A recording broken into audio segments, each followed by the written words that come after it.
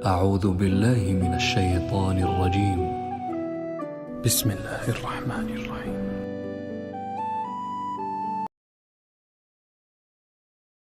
Almost 2000 سال کے بعد حضرت نوح علیہ السلام کے پھر دوبارہ سے دو پارٹیاں بن گئیں انہی اہل ایمان کی اولادوں میں، ایک اللہ کے ماننے والے، ایک شیطان کے پیروکار۔ وَإِلَىٰ عَادٍ أَخَاهُمْ هُودًا، اور ہم نے قوم عاد کی طرف ان کے بھائیوں میں سے ہود کو بھیجا۔ بھائیوں سے مراد انہی کی اسی قبیلے میں سے، اگر تو سچا ہے نا تو لے آ وہ عذاب جو تو ہمیں وعدہ دیتا ہے، اگر تو سچا ہے۔ وَإِلَىٰ ثَمُودَ أَخَاهُمْ صَالِحًا، اور قوم سمود کی طرف ہم نے انہی میں سے، ان کے بھائیوں میں سے صالح کو بھیجا۔ هَذِهِ نَاقَةُ اللَّهِ، یہ ہے اللہ کی اونٹنی، لَكُمْ آیَةٌ، جو تمہارے لیے آیا ہے۔ سلامتی ہے، سلامتی ان آنکھوں پہ جو ہدایت پہ نظریں جمائے بیٹھی ہیں، ان کانوں پہ جو ذکر خیر کے منتظر رہتے ہیں، اور ان قدموں پہ جو ہدایت کی راہ پہ گامزن ہیں۔ السلام علیکم ورحمۃ اللہ وبرکاتہ۔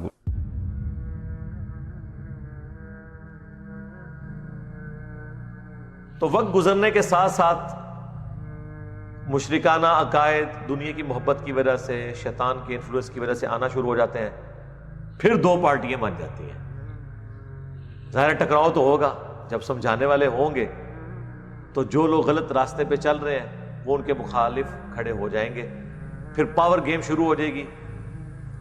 جیسے ہی غلبہ مل جائے گا نا کافروں کو، اور اہل ایمان پس جائیں گے، پھر اللہ تعالیٰ ایک نئے پیغمبر کو بھیج دیتا تھا۔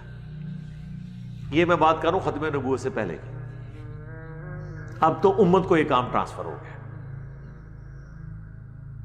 اور وہی ہوا۔ وقت گزرا آلموسٹ 2000 سال کے بعد حضرت نوح علیہ السلام کے پھر دوبارہ سے دو پارٹیاں بن گئیں انہی اہل ایمان کی اولادوں میں، ایک اللہ کے ماننے والے، ایک شیطان کے پیروکار۔ تو ضرورت پڑ گئی کہ اہل ایمان کے ایمان کی تقویت کے لیے اور انہیں غلبہ دلانے کے لیے اللہ تعالیٰ اپنا کوئی پیغمبر مبعوث کرے، پلس جو گمراہ لوگ ہیں ان کی ہدایت کے لیے۔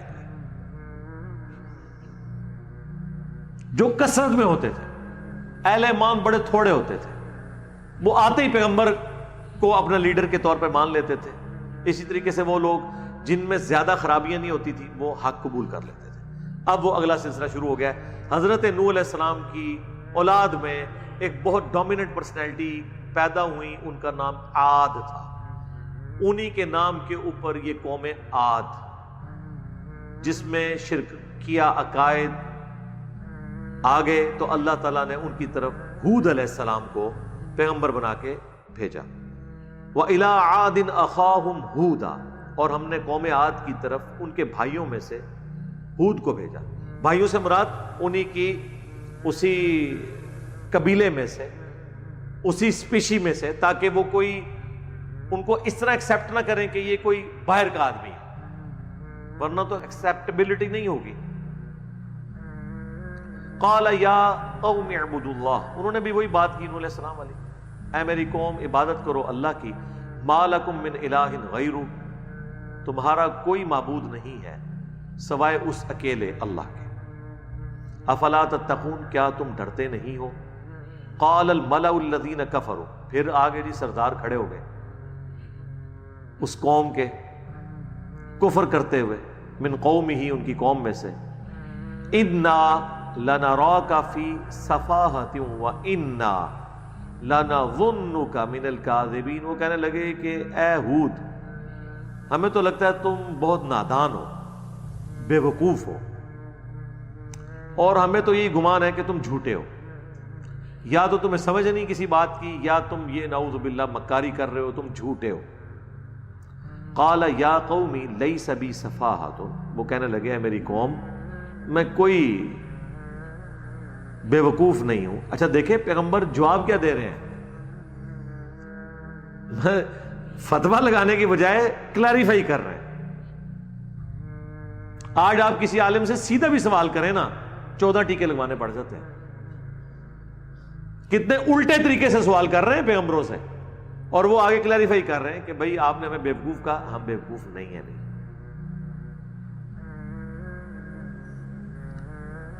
وَلَٰكِنِّي رَسُولٌ مِّن رَّبِّ الْعَالَمِينَ، بلکہ میں تو رسول ہوں اس رب کی طرف سے جو سارے جہانوں کا پالنے والا ہے۔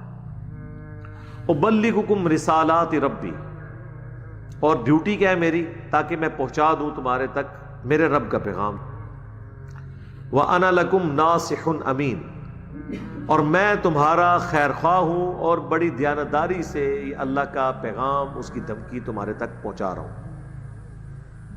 اب عجبتم ان جاءکم ذکر من ربکم، کیا تمہیں اس بات کے اوپر تعجب ہوا ہے کہ تمہارے رب کی طرف سے تمہارے پاس نصیحت کی بات آ گئی ہے؟ علی رجل منکم، ایک ایسے مرد پہ جو تمہیں میں سے ہے، لینذرکم، تاکہ وہ تمہیں ڈر سنائے۔ یہ وہی الفاظ ہیں جو نوح علیہ السلام کے تھے، لیکن اب ایک چیز ایڈ ہو گئی ہے عبرت کے طور پر، یہ ہے کانٹے کی بات۔ وَاذْكُرُوا إِذْ جَعَلَكُمْ خُلَفَاءَ مِن بَعْدِ قَوْمِ نوح، یاد کرو اس وقت کو کہ جب قوم نوح کے اوپر عذاب آیا تھا تو اللہ نے کافروں کو ہلاک کرنے کے بعد تمہیں زمین پر اپنا خلیفہ بنایا تھا۔ یعنی اس وقت تو سارے تم لوگ مومن تھے، وہ وقت یاد کرو کہ نوح علیہ السلام پر ایمان لانے والے جو بچائے گئے تھے وہ تم ہی تھے نا، تمہارے باوجداد، اور اللہ نے تمہیں زمین پر بسایا تھا۔ قوم نوح کے تباہ ہونے کے بعد ان کے اہل ایمان جو 78 لوگ تھے ان کو، وَزَادَكُمْ فِي الْخَلْقِ بَسْطَةً، اور بڑھا دیا تمہیں اللہ تعالیٰ نے جسمانی لحاظ سے، قد و قامت کے اعتبار سے، یعنی طاقت دے دی۔ فَاذْكُرُوا آلَاءَ اللَّهِ لَعَلَّكُمْ تُفْلِحُونَ، تو یاد کرو اس اللہ کو، اس کی نعمتوں کو، تاکہ تم کامیاب ہو سکو۔ یہ تھوڑی نعمت تھی کہ تمہارے آباء و اجداد ایمان کی وجہ سے بچائے گئے، آج تم ان کی نسلیں کفر اختیار کر رہے ہو، تو اللہ تعالیٰ کی اس نعمت کو یاد کرو۔ قالوا اجئتنا لنعبد اللہ وحدہ، تو کہنے لگے کیا تم ہمارے پاس اس لیے آئے ہو کہ ہم اکیلے اللہ کی عبادت کریں؟ وَنَذَرَ مَا كَانَ يَعْبُدُ آبَاؤُنَا، اور ہم چھوڑ دیں ان ہستیوں کو جن کی عبادت پہ ہم نے اپنے آباء و اجداد کو پایا ہے، یعنی ہم اپنے بزرگ بابوں کو چھوڑ دیں، یعنی ہم یہ کہنا شروع کر دیں کہ باب شاہی کوئی نہیں۔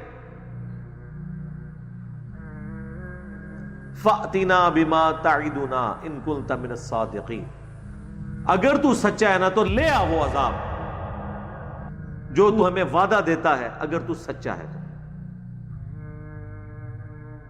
اب ظاہر ہے کہ عذاب لانا تو پیغمبر کے اختیار میں نہیں ہوتا، پیغمبر تو صرف دعوت دیتا ہے، اللہ ڈیسائیڈ کرتا ہے کہ اس قوم کا ٹائم کب پورا ہوگا، وہ پیغمبر کو بھی نہیں بتایا جاتا، ورنہ تو ظاہر ہے پیغمبر کے لیے بھی وقت گزارنا مشکل ہو جائے۔ مجھے بتائیں نوح علیہ السلام کو اگر اللہ تعالیٰ بتاتا کہ 950 سال کے بعد یہ سب کچھ ہونا ہے، وہ 950 سال تو ان کے لیے 9,500 سال بن جانے تھے، کیونکہ انتظار کا تو ایک ایک لمحہ کتنا مشکل ہوتا ہے۔ ہمیں کوئی بتاتا کہ جی آپ کی یہ دعوت کو جو عروج ہے 2021-22 میں جا کے ہوگا، 2008 میں جب کام شروع کیا تھا تو یہ 14 سال جو ہے یہ 1400 سال کے برابر ہوتے ہیں ہمارے لیے۔ انسان فوراً رزلٹ اورینٹڈ ہوتا ہے۔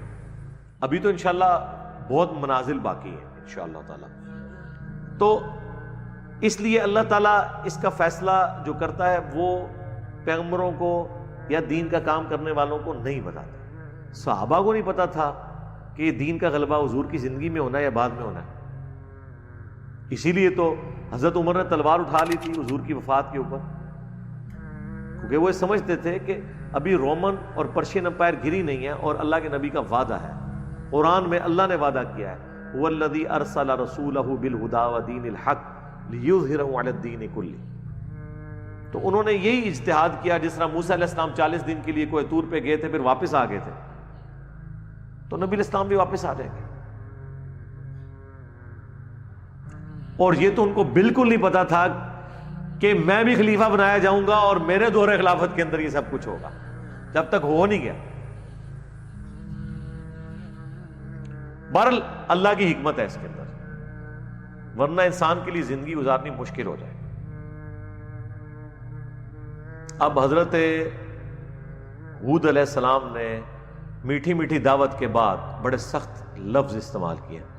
قال، فرمایا اللہ کہ اس پیغمبر نے، قد وقع علیکم من ربکم رجس وغضب، بے شک تمہارے اوپر تمہارے رب کی طرف سے گندگی اور غضب ہو چکا ہے.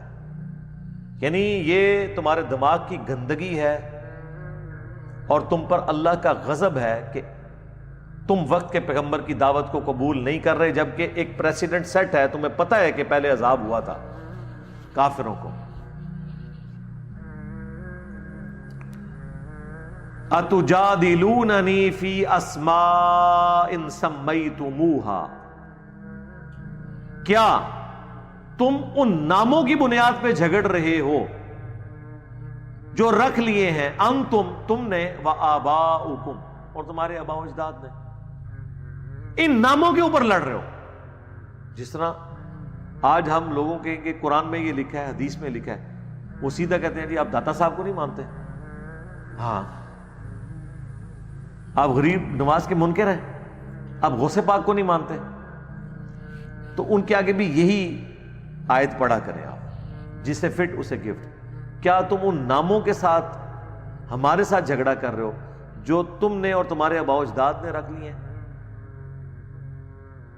ما نزل اللہ بہا من سلطان، اللہ نے ان کی کوئی سند نازل نہیں کی. اچھا ان بزرگوں کے بھی کوئی اللہ نے سند نازل کی ہے؟ پڑھتے ہیں قرآن سے، الا ان اولیاء اللہ لا خوف علیہم ولا هم یحزنون، نام ان کے لینے شروع کر دیتے ہیں. اور یہ تو قرآن کے بعد آئے ہیں. قرآن کے زمانے کے اولیاء تو صحابہ اور اہل بیت ہیں. نہیں جی وہ سلسلہ قیامت تک جاری ہے. قیامت تک جاری ہے تو پھر آپ کا فرقہ کون سا ہے؟ جی میں بریلوی ہوں. تو پھر یہ اشرف تھانوی صاحب بھی وہ ولی اللہ ہی ہے نا؟ اور نہیں جی نہیں مریض الامت ہے. نہیں وہ تو دیوبندی تو اسے حکیم الامت کہتے ہیں. اور جی وہ کہتے ہیں نا، تو کون ہے؟ کہتے ہیں جی احمد بریلوی صاحب. نہیں وہ دیوبندی تو انہیں کہتے ہیں مجدد دین بدعت. اور جی وہ کہتے ہیں نا جی ہم تو مانتے ہیں نا جی. یعنی بزرگ اپنے اپنے. یہ اولیاء اللہ نہیں ہے، یہ فرقوں کے اولیاء ہیں. یہ صرف اولیاء ہے، یعنی کہ من دون ہی اولیاء. اللہ کے مقابلے پہ جو سورۃ الاعراف کے سٹارٹ میں آیا تھا، من دون ہی اولیاء. اولیاء کا خوب یہاں پہ ذکر ہوگا سورۃ الاعراف میں. اللہ نے کوئی ان کی سند نازل نہیں کی. فانتظروا، پس انتظار کرو تم.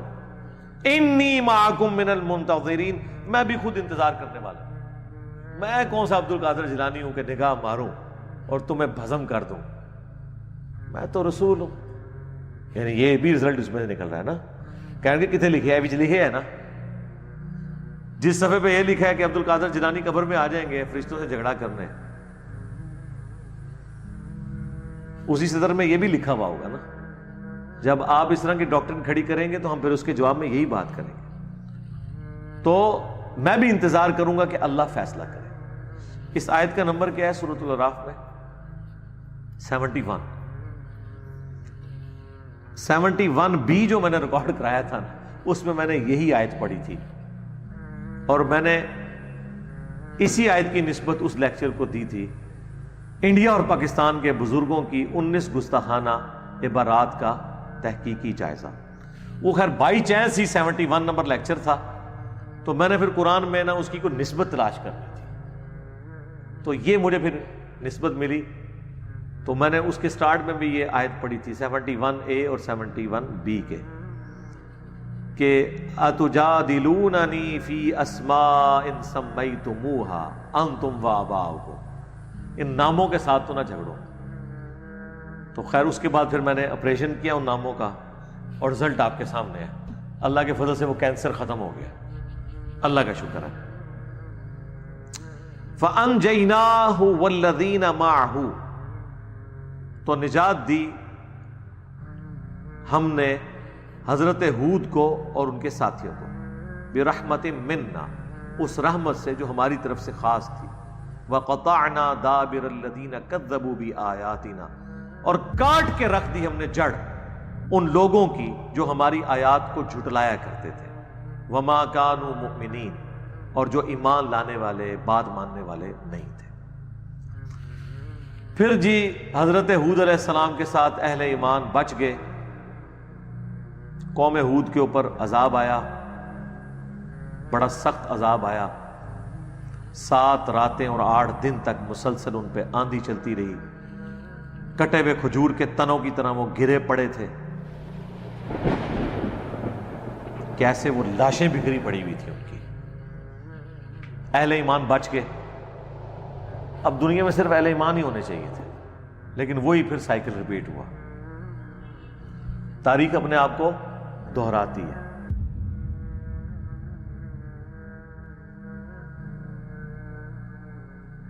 حق اور باطل کی جنگ کشمکش جاری رہتی ہے۔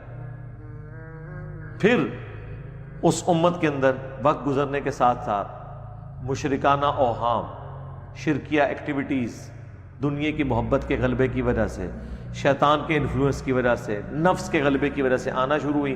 پھر 2 پارٹیاں بن گئی، اور ادھر بھی کوئی ڈومیننٹ پرسنالٹی تھی، سمود، جن کے نام کے اوپر پھر اس قوم کا نام پڑ گیا۔ وَإِلَىٰ ثَمُودَ أَخَاهُمْ صَالِحًا، اور قوم سمود کی طرف ہم نے انہی میں سے، ان کے بھائیوں میں سے صالح کو بھیجا۔ قال یا قوم اعبدوا اللہ، انہوں نے بھی وہی بات کی، اے میری قوم عبادت کرو اللہ کی، ما لکم من الہ غیر، تمہارا کوئی معبود نہیں ہے سوائے اس کے، قد جاءتکم بینۃ من ربکم، بے شک میں تمہارے رب کی طرف سے روشن دلائل لے کر آیا ہوں، اور وہ سب سے بڑی دلیل جو ان کا منہ مانگا معجزہ تھا، ہذہ ناقۃ اللہ، یہ ہے اللہ کی اونٹنی، لکم آیہ، جو تمہارے لیے آیا ہے، نشانی، معجزہ، فَذَرُوهَا تَأْكُلْ فِي أَرْضِ اللَّهِ، تو اسے چھوڑ دو کہ یہ اللہ کی جو کھیتی ہے اس میں کھاتی پیتی رہے، وَلَا تَمَسُّوهَا بِسُوءٍ، اور برائی کے ساتھ اللہ کی اونٹنی کو ہاتھ نہیں لگانا، فَيَأْخُذَكُمْ عَذَابٌ أَلِيمٌ، اگر ایسا ہوا تو اللہ کا عذاب تم پر آ جائے۔ یہ بھی ان کے لیے آزمائش بن گئی۔ باقی جگہ قرآن میں آتا ہے کہ ایک دن اس اونٹنی کے لیے مقرر تھا، پانی پیتی تھی، سبزہ کھاتی تھی، ان کو خام خواہ یہ ٹینشن پڑ گئی کہ یہ سب کچھ ہی کھا جائے گی۔ بھئی اللہ تعالیٰ نے ذمہ داری لی ہوئی ہے، تو ان میں جو سب سے شکی انسان تھا اس نے اس اونٹنی کو قتل کر دیا، اور اس کی وجہ سے پھر اس قوم کے اوپر عذاب آ گیا۔ وہ آگے تفصیل آئے گی اس میں بھی۔ یہاں پہ مجھے وہ حدیث ضمناً یاد آ گئی، المستدرک للحاکم میں حدیث ہے، سنن نسائی الکبریٰ کا چیپٹر ہے خصائص علی، اس میں بھی ایک سفر کے دوران سیدنا عمار بن یاسر اور مولا علی علیہ السلام ایک جگہ پڑاؤ کیا، سوئے ہوئے تھے مٹی میں، نبی علیہ السلام آئے، دونوں کو اٹھایا، دونوں کے جسموں سے اپنے مبارک ہاتھوں سے مٹی چھاڑی، اور پھر مولا علی سے فرمایا اٹھ ابو تراب۔ یہاں پہ بھی فرمایا اٹھ ابو تراب۔ ایک تو بخاری مسلم کی حدیث ہے نا، جو سیدہ فاطمہ سے اختلاف ہوا تھا اور مسجد میں لیٹ گئے تھے، اور پھر فرمایا کہ میں تم دونوں کو، ہائے ہائے، بلکہ اس میں ایڈ کرتا ہوں میری امت کے تم 2 بہترین افراد کو، میں کیونکہ اس کے کاؤنٹر میں اللہ کے نبی 2 بدبخت لوگوں کا ذکر کرنے لگے تھے، میں تم دونوں کو انسانی تاریخ کے 2 بڑے بدبختوں کے بارے میں نہ بتا دوں، تم تو 2 خوش بخت ترین لوگ ہو، یہ امپلائڈ ہے اس کے اندر، میں تمہیں 2 بدبخت لوگوں کے بارے میں بتاتا ہوں۔ ان میں سے پہلا شخص وہ تھا جس نے قوم سمود کی اونٹنی کو، صالح علیہ السلام کی اونٹنی کو قتل کر دیا، اور اس کے بعد کیا ہوا؟ اللہ کا عذاب آ گیا۔ اور میری امت کا بدبخت وہ ہے جو اے علی تیرے سر کے خون سے تیری داڑھی کو رنگ دے گا، یعنی تیرا جو قاتل ہے عبد الرحمن ابن ملجم، نام دیکھیں عبد الرحمن، کرتوت دیکھیں، شیطانوں والے۔ پھر لوگ کہتے ہیں جی ناموں میں بہت کچھ رکھا ہے، ناموں میں یہ رکھا ہے کہ اس امت کے 2 بدبخت ترین لوگ 2 بہترین ناموں والے ہیں۔ صحیح مسلم میں حدیث ہے، اللہ کو 2 نام بڑے پسند ہیں، عبداللہ اور عبد الرحمن۔ رئیس المنافقین کون ہے؟ عبداللہ ابن اوبئی، عبداللہ نام تھا نا، اور مولا علی کا قاتل عبد الرحمن ابن ملجم. وہ تو منافق تھا، یہ مسلمان تھا، خارجی ہو گیا. اور اس پہ پھر میں ایڈ کرتا ہوں کہ جس طرح قوم سمود کی اونٹنی قتل کرنے پر صالح علیہ السلام کی قوم پر عذاب آیا، اس امت نے جب اللہ کی اونٹنی مولا علی کو قتل کیا ہے نا، اس کے بعد یہ عذاب آیا کہ دوبارہ خلافت نصیب نہیں ہوئی. وہ مرزانہ خلافت ہی ہے جو قرب قیامت میں قائم ہوگی. یہ ہم تکلیف آج تک بھگت رہے ہیں.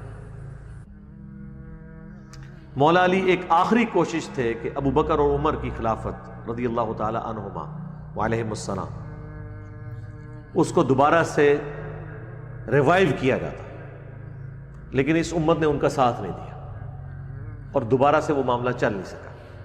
بہرحال یہاں پر آ جائیں قوم سمود کی اونٹنی کی طرف.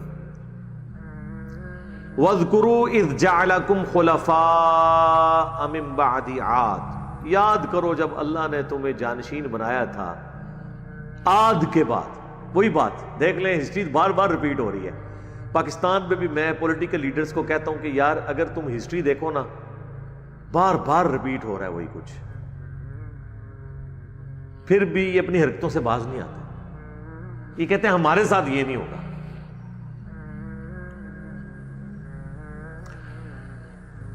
ایوب جو ہے وہ بھٹو کو اوپر لے کے آیا. ایوب کے ساتھ جو کچھ ہوئی وہ کروانے والا بھٹو تھا. بھٹو ضیاء الحق کو اوپر لے کے آیا. بھٹو کے ساتھ جو کچھ ہوا وہ کروانے والا ضیاء الحق تھا. مشرف کو کون اوپر لے کے آیا؟ نواز شریف. نواز شریف کے ساتھ جو کچھ ہوا اسی نے کیا. اس کے بعد دوبارہ نواز شریف کے ساتھ جو کچھ ہوا انہی کے ذریعے ہوا، اور عمران خان صاحب کے ساتھ جو کچھ ہوا وہ انہی کے ذریعے ہوا. دیکھ لیں، یہ ایپیسوڈ ریپیٹ ہوتے رہتے ہیں، لیکن لوگ تاریخ سے سبق نہیں سیکھتے. لوگ سمجھتے ہیں کہ ہمارے ساتھ یہ کچھ نہیں ہوگا. مجھے وہ ضمن یاد آ گیا، تاریخ الخلفاء میں جلال الدین سیوطی نے نقل کیا ہے، اس کی ہیڈنگ بنائی ہے کوفے کے محل میں سروں کی ترتیب. کوفے کے محل میں سروں کی ترتیب. عبد الملک بن مروان کے سامنے سر کاٹ کر جب رکھا گیا مصعب بن زبیر جو اشرم وشرا عبداللہ ابن زبیر، جو حضرت زبیر اشرم وشرا تھے ان کے بھائی، ان کا ہی چھوٹا بھائی تھا، ان کا بیٹا حضرت زبیر کا. تو وہاں ایک شخص کھڑا تھا، وہ تو آپ کو پتا ہے وہ پرسنل سیکٹری جو آج کل جس طرح پرائم منسٹر کے ہوتے ہیں، پرائم منسٹر چینج ہوتے رہتے ہیں، کابینہ وہی رہتی ہے، چاند ایک لوگ چینج ہوتے ہیں، باقی مالی ہو گئے، دودھ دھونے والے ہو گئے، ڈرائیور ہو گئے، وہ کوئی بھی پرائم منسٹر آئے اس کے ساتھ ہوتے ہیں. تو اس نے اس وقت اس کو کہا عبد الملک بن مروان کو کہ میں ایک بات آپ سے کروں، اگر آپ اسے سیریس لے لیں. اس نے کہا کرو. ان کا یہ جس جگہ پہ آپ بیٹھے ہیں نا اور آپ کے سامنے لا کر مصعب بن زبیر کا سر رکھا گیا ہے، کچھ عرصہ پہلے آپ کی سیٹ پہ مصعب بن زبیر بیٹھا تھا اور اس کے سامنے مختار ثقفی کا سر رکھا ہوا تھا، اور اس سے کچھ عرصہ پہلے مختار ثقفی آپ والی سیٹ پہ بیٹھا تھا اور اس کے سامنے عبید اللہ ابن زیاد کا سر رکھا ہوا تھا، اور اس سے کچھ عرصہ پہلے آپ کی سیٹ پہ عبید اللہ ابن زیاد بیٹھا ہوا تھا اور اس کے سامنے حسین ابن علی کا سر رکھا ہوا تھا. جی یہ ترتیب ہے سر، یہ تو بخاری میں آیا ہے نا 3748 حدیث، کہ جب عبید اللہ ابن زیاد کے سامنے سر کاٹ کر ایک تشت میں پیش کیا گیا گورنر کوفہ کے سامنے حسین ابن علی کا، کچھ عرصے بعد اسی تشت میں عبید اللہ ابن زیاد کا سر رکھا تھا اور کرسی پہ مختار ثقفی بیٹھا ہوا تھا. کچھ عرصے بعد اس تشت میں اس مختار ثقفی کا سر رکھا ہوا تھا اور کرسی کے اوپر مصعب بن زبیر بیٹھا ہوا تھا. کچھ عرصے بعد اس مصعب بن زبیر کا سر کاٹ کے تشت میں رکھا ہوا تھا ادھر عبد الملک بن مروان بیٹھا ہوا تھا. جب اس نے سٹوری سنی نا, انہوں نے کہا اٹھو جی تو چکو سارا کچھ. اس نے محل ہی ختم کر دیا. انہوں نے کہا جی بھائی جی تو اسی نو شفٹ کرنا ہے, بغداد شفٹ کرو, ٹھیک ہے نا, وہ اپنا جو دارالخلافہ ہے وہ شام شفٹ کرو جی, کوفے تو میں نے رہنا ہی نہیں ہے. انہوں نے ختم کرتا. بغداد تو پھر عباسیوں نے بنایا تھا, انہوں نے کہا ہم نے شام کو بھی نہیں, دمشق کو بھی نہیں رکھنا. انہوں نے پھر نیا سٹی بغداد. تو اس کے اوپر نا وہ انہوں نے تاریخ الخلفاء میں نا ہیڈنگ بنائی ہوئی ہے, کوفے کے محل میں سروں کی ترتیب. ٹھیک ہے, پاکستان کے پرائم منسٹر ہاؤس میں بھی یہ ترتیبیں بنتی ہیں, بعض کے سر کٹے بعض کے نہیں کٹے, بلکہ پوسٹیں سب سے چھینی ہیں. یہ تاریخ ہے جو اپنے آپ کو ریپیٹ کرتی رہتی ہے. وَاذْكُرُوا إِذْ جَعَلَكُمْ خُلَفَاءَ مِن بَعْدِ عَادٍ, تو یاد کرو جب اللہ نے بنایا تمہیں جانشین قوم عاد کے بعد. وَبَوَّأَكُمْ فِي الْأَرْضِ, اور ٹھکانہ دیا تمہیں زمین میں. تَتَّخِذُونَ مِن سُهُولِهَا قُصُورًا, اور تم میدانی علاقوں میں عالی شان محل بناتے ہو. وَتَنْحِتُونَ الْجِبَالَ بُيُوتًا, اور پہاڑوں کو تراش تراش کر مکانات بناتے ہو. اچھا یہ آج بھی موجود ہے. وہ پچھلے دنوں ہمارے وہ نادر علی بھائی بھی گئے ہوئے تھے وہاں, انہوں نے وہاں سے ویلاگ بنایا ہے. وہ جو بڑے بڑے پہاڑ تراش کے نا, خیر پہلے بھی کافی لوگوں نے بنائی ہوئی ہیں, جتنے لوگ وہاں پہ جاتے ہیں. اندر کمرے چھوٹے ہی ہیں, وہ ایک روب کے طور پر وہ بڑے بڑے دروازے. قرآن حکیم میں زیادہ تر انہی رسولوں کا ذکر ہے جن سے عرب کے لوگ واقف تھے. ایک بس موسیٰ علیہ السلام ہی ہے جو مصر کی سائڈ کے ہیں, باقی سب عرب کی اس سرزمین کے اندر ہی آتے ہیں جن کا میں نے ذکر کیا. فَاذْكُرُوا آلَاءَ اللَّهِ, تو یاد کرو اللہ کی نشانیوں کو, نعمتوں کو. وَلَا تَعْثَوْا فِي الْأَرْضِ مُفْسِدِينَ, اور زمین میں فساد نہ مچاؤ. قَالَ الْمَلَأُ الَّذِينَ اسْتَكْبَرُوا مِنْ قَوْمِهِ, پھر کہا ان کی قوم کے سرداروں نے جو تکبر کرنے والے تھے. لِلَّذِينَ اسْتُضْعِفُوا, ان لوگوں سے جو کمزور تھے. لِمَنْ آمَنَ مِنْهُمْ, جو ایمان لے آئے. کمزور لوگ تو بیچارے ایمان لے آتے ہیں, وہ تو پیسی رہے ہوتے ہیں, انہیں فرق نہیں پڑتا. اور پسنے والا بندہ گاڈ اورینٹڈ زیادہ ہوتا ہے, کیونکہ اس کو زندگی میں انجوائے کرنے کے لیے کچھ نہیں ہوتا, تو جلدی اللہ کی طرف مائل ہونے والا ہوتا ہے. لمن آمن منہم, جو ان میں ایمان لے کر آئے. اتعلمون ان صالحا مرسل, وہ سردار کہنے لگے تمہیں لگتا ہے کہ یہ رسول ہی ہے صالح جو ہے, من ربی, تمہارے رب کی طرف سے. قالوا انا بما ارسل به مؤمنون, تو انہوں نے کہا بے شک ہم اس پر جسے دے کر انہیں بھیجا گیا ہے ایمان لانے والے ہیں. تو وہ کمزور لوگوں نے جنہیں یہ کمی کمین سمجھتے تھے, انہوں نے کہا جی ہاں ہم مانتے ہیں کہ اللہ کے رسول ہیں. اب ان کے اندر تکبر دیکھیں کہ اچھا تسی مندے ہو, پھر اسی نہیں ماننے لگے.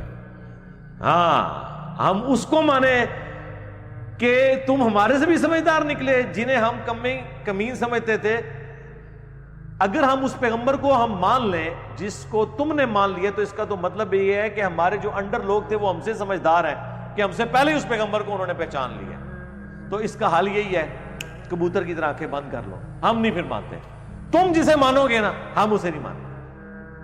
یہاں پہ بھی اگر یہ گستاخی پی ٹی آئی والوں نے کی ہے نا, تو نون لیگ والے کہیں گے گستاخی ہے, پی ٹی آئی والے کہیں گے ہم نہیں مانتے. اور وائس ورثہ بھی ہوگا نون لیگ کے کیس میں, یہ وہی کچھ چل رہا ہے. قال الذین استکبروا, تو کہنے لگے وہ لوگ جنہوں نے تکبر کیا تھا. انا بالذی آمنتم بہ کافرون, کہ بے شک پھر ہم تو کفر کرتے ہیں اس کا جس پہ تم کمی کمین لوگ ایمان لے کر آئے. فعقروا الناقہ, تو انہوں نے کاٹ دی کونچے اس اونٹنی کی, رگیں کاٹ دی. وعتوا, اور انہوں نے سرکشی کی. عن امر ربہم, اپنے رب کے حکم سے. وقالوا یا صالح, اور کہنے لگے اے صالح. ایک تو یہ کام ڈال دیا انہوں نے جو حضرت صالح نے پہلے کہا تھا کہ اگر اونٹنی ماری تو اللہ کا عذاب آئے گا, مارنے کے بعد کہنے لے آیا تھا یا صالح ائتنا بما تعدنا ان کنت من المرسلین، لے آ وہ عذاب اے صالح جو تو ہمیں وعدہ دیا کرتا تھا اگر تو رسولوں میں سے، ان کنت من المرسلین، اگر تو رسولوں میں۔ فاخذتهم الرجفہ، تو انہیں آ لیا زلزلے کے جھٹکوں نے، فاصبحوا فی دارہم جاثمین، تو وہ صبح کے وقت اپنے گھروں کے اندر ہی منہ کے بل لیٹے ہوئے مردہ حالت میں پائے گئے۔ فتولی عنہم، تو صالح علیہ السلام نے منہ پھیر کر ان کی طرف جب دیکھا، وقال یا قوم، تو بڑی حسرت کے ساتھ کہا اے میری قوم، لقد ابلغتکم رسالۃ، بے شک میں نے تمہارے تک اللہ کا پیغام پہنچا دیا تھا، رسالت ربی، جو میرے رب نے مجھے دیا تھا، ونصحت لکم، اور میں نے تمہاری خیر خواہی کی، نصیحت کی، ولکن لا تحبون الناصحین، لیکن تم ہی نصیحت اور خیر خواہی کرنے والے سے محبت کرنے والے نہیں تھے، خیر خواہی کو تم نے پسند نہیں کیا۔ تو یہ ان کی حسرت کا اظہار ہے۔ بیسیکلی ان کو کیا کہنا تھا، وہ اپنے آپ کو تسلی دے رہے تھے اس حوالے سے کہ میں نے تو اپنا پیغام پہنچا دیا۔ پیغمبر رقیق القلب ہوتے ہیں، جب امتوں پر عذاب آتا ہے نا، یہ چیز بھی ان کو تکلیف دیتی ہے، ان کی کبھی خواہش نہیں ہوتی ہے کہ ان کے مخالفین پہ بھی عذاب آئے، ان کی تو خواہش ہوتی ہے کہ وہ بھی اہل ایمان میں شامل ہو جائیں آخری وقت تک۔ لیکن جب وہ سرکشی پہ اتر آئے تو پھر ظاہر ہے اللہ کا کوڑا تو پڑتا ہے۔ ہمارے نبی علیہ السلام کو اللہ تعالیٰ نے قرآن میں جگہ جگہ اس چیز کے اوپر آپ کہہ لیں کہ سختی کے ساتھ فرمایا ہے کہ اپنے آپ کو ہلاک کر لو گے اس غم سے، فَلَعَلَّكَ بَاخِعٌ نَفْسَكَ عَلَىٰ آثَارِهِمْ إِن لَّمْ يُؤْمِنُوا بِهَٰذَا الْحَدِيثِ أَسَفًا، کہ لوگ اس قرآن کے اوپر ایمان نہیں لے کر آ رہے، اس غم میں اپنے آپ کو ہلاک کر لو گے۔ مَا أَنزَلْنَا عَلَيْكَ الْقُرْآنَ لِتَشْقَىٰ، ہم نے قرآن اس لیے نازل نہیں کیا کہ تمہیں مشقت میں ڈال دیں، إِلَّا تَذْكِرَةً لِمَن يَخْشَىٰ، یہ تو نصیحت ہے اس کے لیے جو ڈر جائے۔ فذکر بالقرآن من یخاف وعید، قرآن سے اسی کو آپ نصیحت کریں جو اللہ کی دھمکی سے ڈرتا ہے، یعنی جو ڈرنا نہیں چاہتا اس کے لیے قرآن میں کوئی ہدایت نہیں ہے۔ جو ڈرنے والا ہے، ہدایت لینے والا ہے، وہ اس شخص کی مانند ہے جو سویا ہوا ہے، جب پیغمبر اسے جگائے گا وہ جاگ جائے گا، اور جو ہدایت قبول نہیں کرنے والا وہ اس جاگے ہوئے شخص کی مانند ہے جو جان بوجھ کے آنکھیں بند کر کے لیٹا ہوا ہے، اس کو سارے آگے جھنجھوڑے، وہ ہوں کرے گا، اٹھے گا نہیں، کیونکہ اس کی نیت اٹھنے کی نہیں۔ اللہم احسن عاقبتنا فی الامور کلیہا واجرنا من خزی الدنیا وعذاب الآخرہ، رضیت باللہ ربا وبالاسلام دینا وبمحمد نبیا، اللہم من احییتہ منا فاحیہ علی الاسلام ومن توفیتہ منا فتوفہ علی الایمان، آمین۔